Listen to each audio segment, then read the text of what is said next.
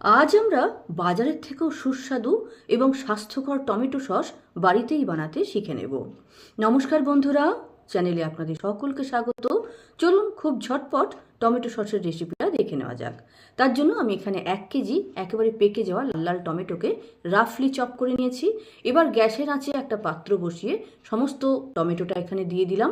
সসের কালারটা যাতে খুব ভালো আসে তার জন্য একটা খেজুর এখানে অ্যাড করলাম, আর পরিত 1 চামচ নুন দিয়ে নাড়াচাড়া করে ঢাকা দিয়ে ততক্ষণ আমরা সেদ্ধ করব যতক্ষণ না সমস্ত কিছু খুব ভালোভাবে গলে যায়।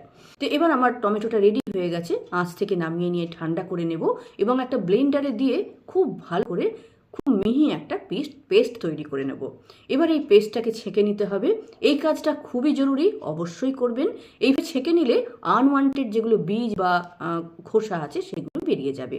এবার সামান্য দালচিনি, ছোট এলাচ, গোলমরিচ, লং এবং একটা তেজপাতাকে এইভাবে একটা পুঁটলির মধ্যে বেঁধে নেব।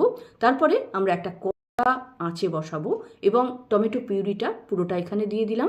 তারপরে রং আনার জন্য ঘরে তৈরি কাশ্মীরি মির্চ 1 চামচ ভরে দিলাম, 4 চামচ চিনি এবং পুঁটলিটা দিয়ে দিলাম। এই গোটা মশলার পুঁটলিটা এখানে দিয়ে দিলাম। এবার ভালো করে নাড়াচাড়া করে মিডিয়াম আঁচে আমরা এটাকে মাঝে মাঝে নাড়বো এবং এটাকে ঘন করতে থাকবো।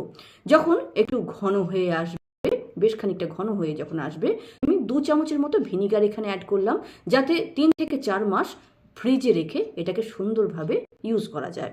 এবার আমরা চেক করব যে আমাদের টমেটো সস হলো কিনা।